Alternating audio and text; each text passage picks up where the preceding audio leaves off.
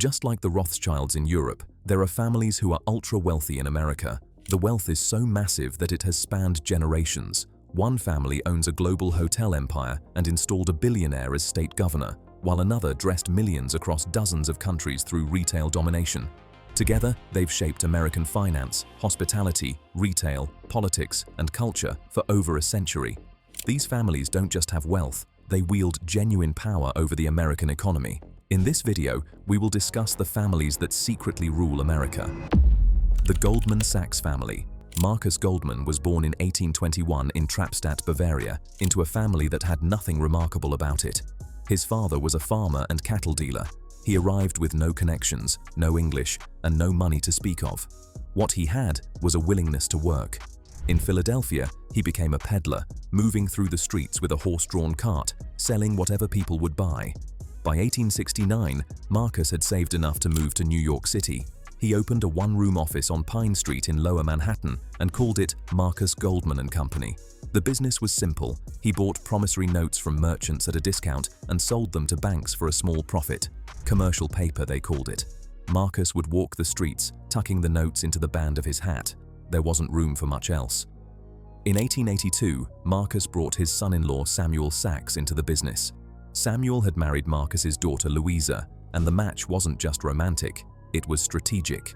The firm's name changed to M. Goldman & Sachs, and the family alliance became official.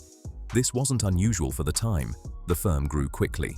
In 1885, Marcus added his son Henry and another son-in-law, Ludwig Dreyfus, as junior partners.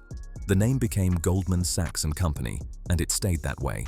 By 1896, the firm had enough capital and credibility to join the New York Stock Exchange. That was the milestone that mattered. Membership meant legitimacy. It meant Goldman Sachs was no longer a scrappy immigrant operation. It was part of the financial establishment. Henry Goldman, Marcus's son, turned out to be the most innovative of the second generation. Henry used this approach to take companies public, raising capital for businesses that traditional banks wouldn't touch. In 1906, Goldman Sachs led the initial public offering for Sears, Roebuck & Company. Then came Underwood Typewriter, F.W. Woolworth, and B.F. Goodrich. These weren't just deals, they were proof that Goldman Sachs could compete with the old money firms that had dominated Wall Street for decades. By 1914, the firm was worth roughly $50 million in today's dollars, and ownership was entirely within the Goldman and Sachs families. It was a tightly controlled operation built on trust and shared bloodlines. Samuel Sachs led as chairman, and the family's combined expertise, Marcus in commercial paper, Henry in investment banking, Samuel in management, made the firm nearly unstoppable. Then came the boom of the 1920s. Goldman Sachs's market capitalization hit $400 million. The firm launched the Goldman Sachs Trading Corporation, a publicly traded investment trust that bought shares in other companies. Investors piled in. At its peak, shares traded at $326 each. The family seemed untouchable, but there were cracks. In 1917, Henry Goldman was forced out of the firm. The issue was World War I. Henry sympathized with Germany, while the Sachs side of the family supported the Allies. The disagreement wasn't just political, it was personal, and it split the family. Henry left, and control shifted entirely to the Sachs descendants. The Goldman name stayed on the door, but the Goldmans themselves were gone. Then, 1929 arrived. The stock market crashed, and Goldman Sachs Trading Corporation collapsed. Shares that had sold for $326 plummeted to $1.75, a 98% loss.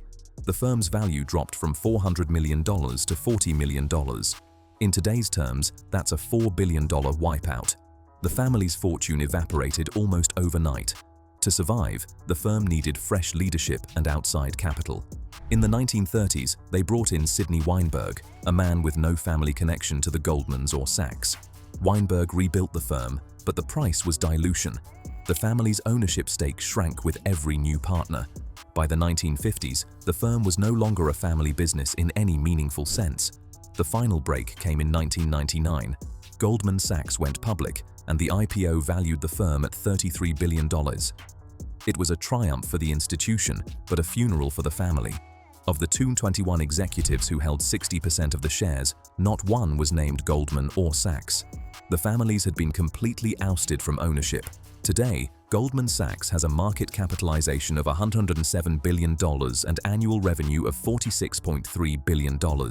Institutional investors, Vanguard, BlackRock, State Street, control 71% of the shares. The firm is one of the most powerful financial institutions in the world, advising governments, managing trillions in assets, and shaping global markets. But the families who built it, they own nothing.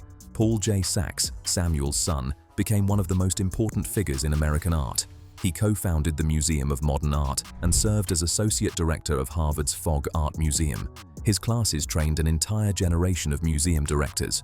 Over his lifetime, he donated more than 3,000 works, prints by Dürer and Rembrandt, drawings by European masters, to institutions across the country.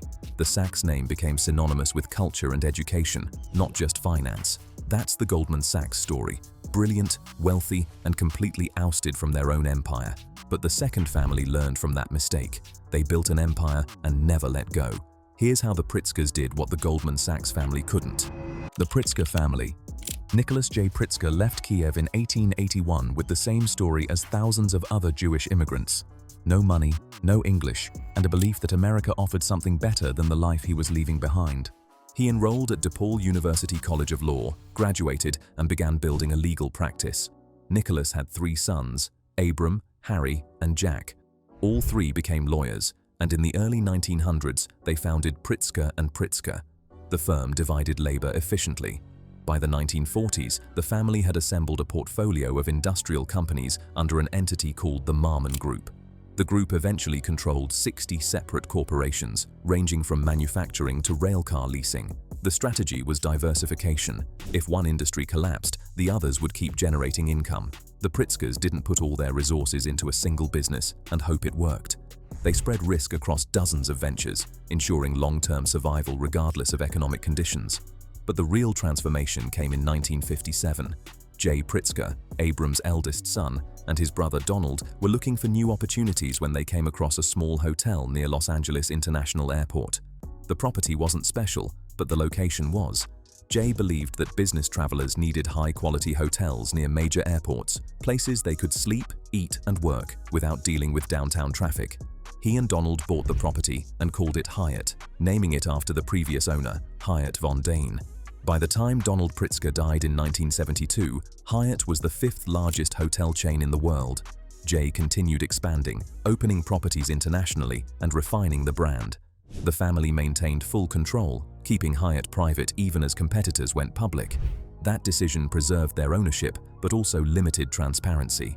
The Pritzkers didn't answer to shareholders, and they didn't share financial details unless required by law. The third generation took the empire in multiple directions. John A. Pritzker, Jay's eldest son, worked at Hyatt before branching out on his own. In 1996, he co-founded Mandara Spa, a resort spa chain that grew to 72 locations.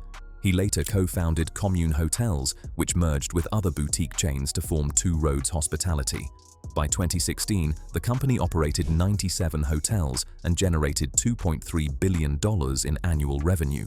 John had essentially replicated his father's success in a different segment of the hospitality industry.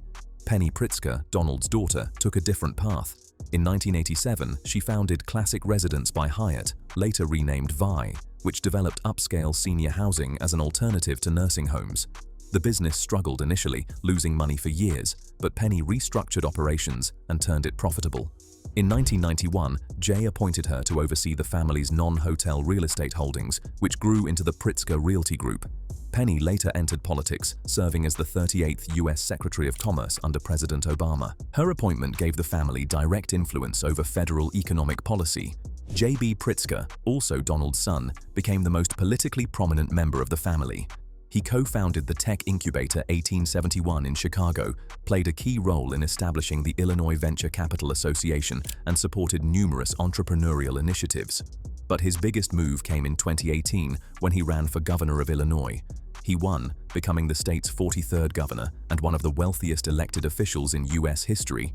His personal fortune, estimated at nearly $4 billion, funded much of his campaign. As of 2026, he's considered a potential contender for the 2028 presidential race. If that happens, the Pritzker family won't just influence business. They'll have a direct line to the White House. But the family's unity didn't survive Jay's death in 1999.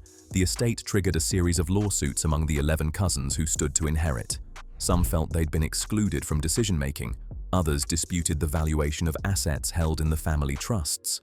The legal battles lasted years and ended with settlements reportedly worth around $500 million each for several cousins. The family divided its holdings, and while they remained extraordinarily wealthy, they were no longer operating as a single financial unit.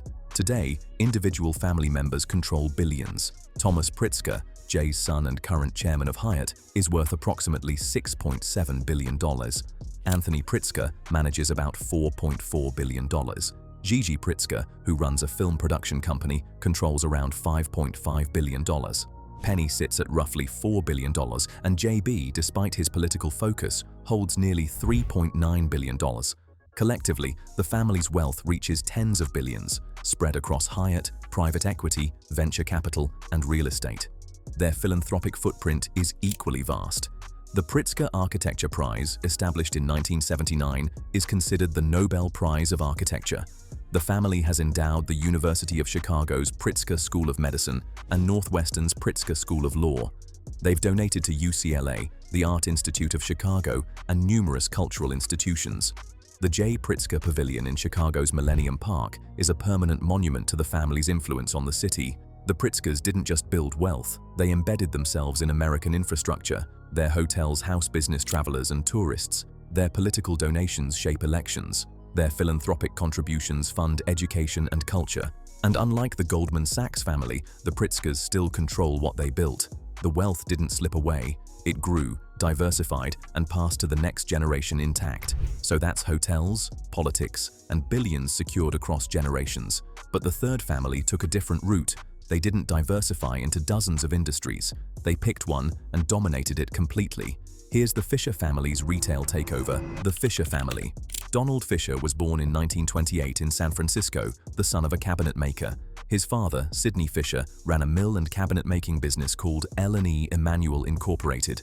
It was skilled work, but it wasn't the kind of business that generated significant wealth. After graduation, he served as a U.S. Naval Reserve officer, then returned to work in the family business. Donald met and married Doris Feigenbaum. For years, they lived a relatively conventional middle-class life. Donald worked in the cabinet business, then moved into hotel renovations in the 1960s. In 1969, Donald and Doris opened their first store on Ocean Avenue near City College in the Ingleside neighborhood of San Francisco. The concept was straightforward. Sell Levi's jeans in every size, all in one place. The store also sold vinyl records and tapes, a deliberate choice aimed at younger customers. They called it The Gap, a reference to the generation gap between young people and their parents. The first store succeeded, so they opened another, then another.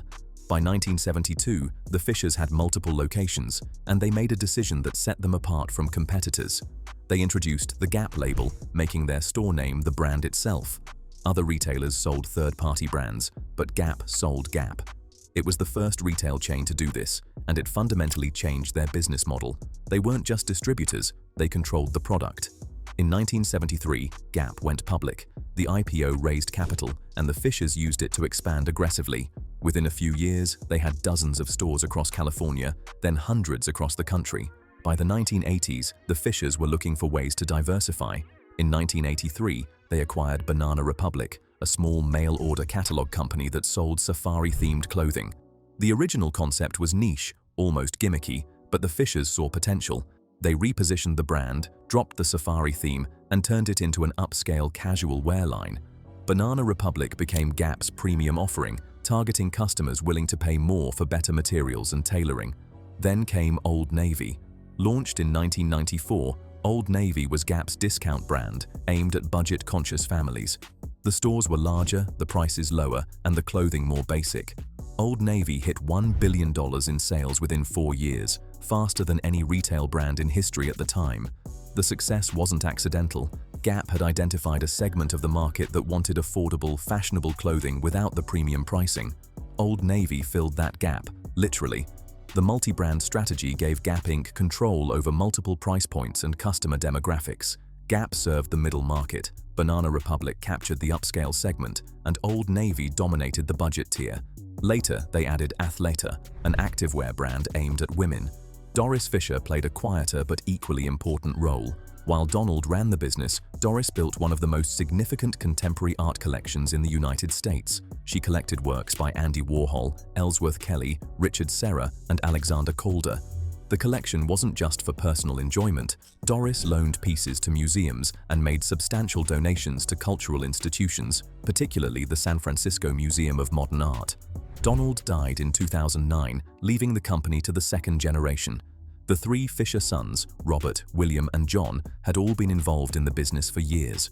Robert held the largest operational role, serving as chairman of the board and, at various points, as interim CEO and full CEO. He owned approximately 15.47% of the company and oversaw major strategic decisions during turbulent periods in retail. William, who owned about 15.94%, had worked his way up through the company, starting as a store director at Banana Republic after earning his MBA. He eventually led Gap's international expansion before leaving to found Manzanita Capital, a private equity firm based in London. His move into private equity diversified the family's investments beyond retail, insulating them from the volatility of the apparel industry. John, the youngest, owned roughly 17.23% and pursued interests outside the company. He became the principal owner of the Oakland Athletics, a Major League Baseball team, and the San Jose Earthquakes, a Major League Soccer team. His sports investments gave him a public profile separate from Gap, though his wealth remained tied to the company's performance. Collectively, the family controls between 40% and 43% of Gap Inc., a stake worth billions depending on the stock price. That ownership has fluctuated in value. Retail is cyclical, and Gap has faced significant challenges in recent years as consumer preferences shifted toward online shopping and fast fashion. But the family retained control, and the company still generates over $15 billion in annual revenue. Gap Inc. operates thousands of stores across 43 countries and employs roughly 95,000 people worldwide. The company set industry standards for decades, pioneering the use of store-branded apparel and demonstrating how a single company could manage multiple brands targeting different demographics. Competitors copied the model, but Gap got there first. The family's influence extends beyond retail. The Fishers are among the largest supporters of the KIPP Foundation, a network of charter schools aimed at underserved communities. They've donated tens of millions to expand access to education, particularly in low-income areas. The family's commitment to charter schools has made them controversial in some circles. Teachers' unions have opposed charter expansion, but the Fishers have been consistent in their support. They've also funded environmental initiatives through the Pisces Foundation, focusing on conservation and sustainability. Educational donations have gone to UC Berkeley, Princeton, and other institutions. The family's philanthropic footprint rivals their business achievements, and their donations have shaped policy debates around education reform and environmental protection. Doris Fisher, now in her 90s, remains one of the wealthiest women in America, with a net worth around $1.5 billion to $1.6 billion. Her sons are each worth between $1.8 billion and $3.1 billion. Depending on Gap's stock performance and their other investments. Three Jewish families arrived with nothing and quietly built empires that shaped America for over a century. One controls global hospitality and state governance. Another redefined how millions dress and learn. Together, they wield billions in wealth and influence over finance, retail, politics, and culture. Which family's reach surprised you most? Share your thoughts below.